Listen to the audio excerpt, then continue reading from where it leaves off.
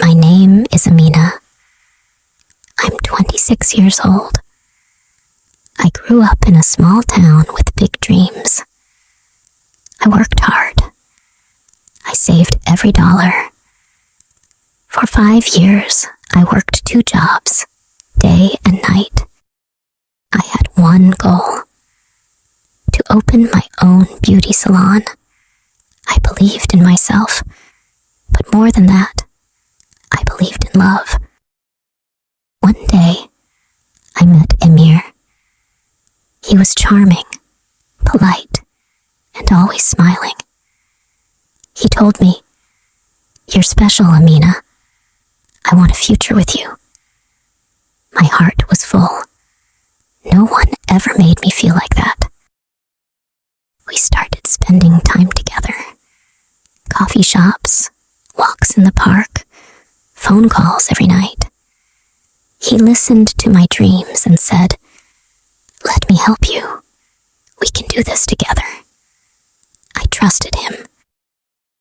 I told him about my savings. $100,000. Money I had never even used. It was everything I had.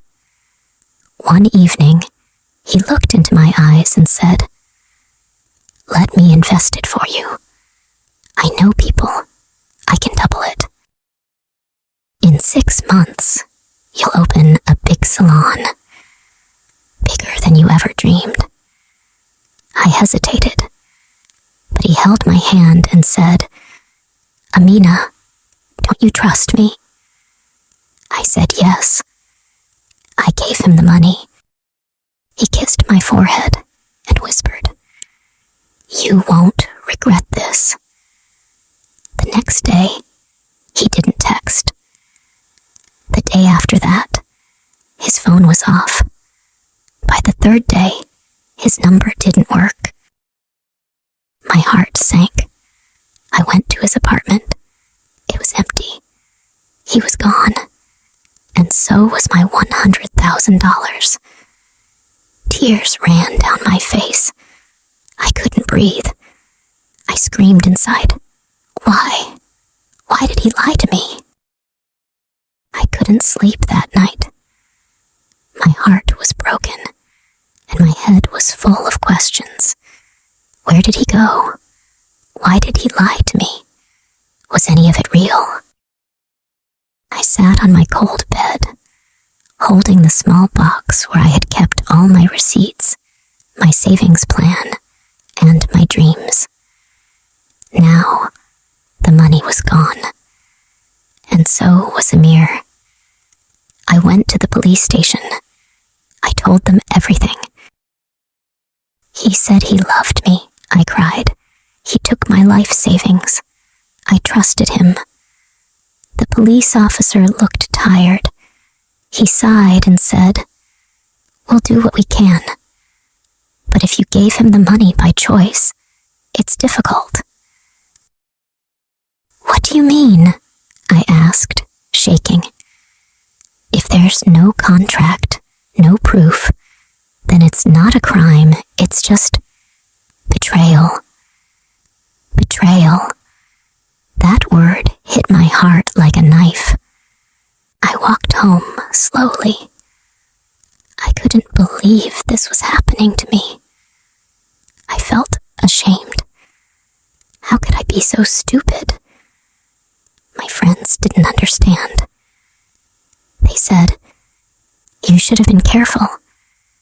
Why did you give him the money? Maybe you wanted too much, too fast." I stopped talking to them. I stopped smiling. I stopped believing in people. Each day felt like a year. I had no money, no dream, no trust. I was alone. But deep inside, something still whispered, "Stand up, Amina. Don't let him win." And in that moment, I decided, I will not give up. I didn't have much left, only a few clothes, a small rented room, and the pain in my heart. pain makes people strong. I knew I couldn't sit and cry forever, so I started working again. I found a part-time job in a bakery. The pay was small, but the smell of fresh bread in the morning gave me a little comfort. Every day, I cleaned the tables, packed pastries, and smiled at strangers, even when I wanted to cry. I saved every coin I earned. I made tea at home. I didn't buy new clothes. I didn't go out. I was building myself again, not just with money, but with hope. One night, after work, I opened my old phone and searched his name again. Emir. The boy who said, "I love you," every night. The boy who kissed my forehead and said, "I'll take care of you." The boy who vanished with my dreams. And suddenly, there he was. A new profile, a different city, but the same smile. He had posted a photo with another girl. A caption said, "My everything." My hands shook. My heart raced. But this time, I didn't cry. I took a screenshot, then another. Then I opened a notebook and began to write down everything I remembered. Dates, places, messages, bank transfers, his lies. I was going to fight back, not with anger, but with truth. I called the police again. I told them I had more evidence now. The officer listened this time. He sounded serious. "We'll open a case," he said. It wasn't much, but it was a start. That night, for the first time in weeks, I slept without tears. I was still hurt, still scared, but I had something new, strength. 1 week later, the police called me again. They found some of Emir's online accounts. They asked me to come to the police station. I took my notebook. It had many screenshots and notes. I sat in front of the police officer. I felt small and scared, but I spoke clearly. He said he loved me. He wanted to start a new life with me. He asked me for help. I gave him $100,000. The officer listened and wrote everything down. Then he said something that surprised me. "You are not the only one," he said. "What?" I asked. He showed me his computer screen. There were 3 other women. They lived in different cities, but the story was the same. Emir lied to them too. Emir took their money. Emir broke their hearts. I felt very sad, but I also felt strong. I was not alone. The police gave me the phone number of one woman. Her name was Layla. I called her that evening. She was crying. Her voice was soft and weak. "He told me I was special," she said. "I gave him everything. Then he disappeared." We both cried. We were strangers, but we had the same pain. The police said they were working on the case. They would try to find Emir. They told us to wait. It could take time. That night, I walked home. I looked at myself in a store window. I looked different. I was not the same girl. I was stronger now. I was hurt, but I was not broken. I was fooled once, but never again. After I talked to Layla, we started speaking every day. We talked on the phone in the morning. texted in the evening. We were not just two women with the same problem. We were now friends. Layla was kind. She listened to me. I listened to her. We shared our stories, our pain, and even our dreams. One day, Layla said, "Let's not cry anymore. Let's do something." "Like what?" I asked. "Let's help other girls," she said. That idea made me feel happy. I wanted to turn my pain into something good.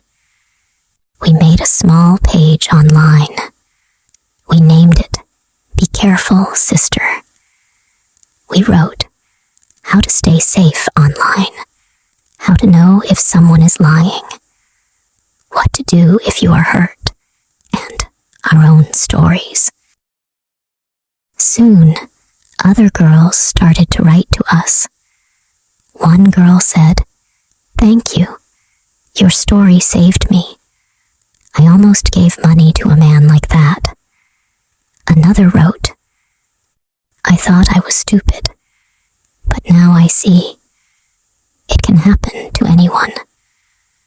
I smiled when I read those messages.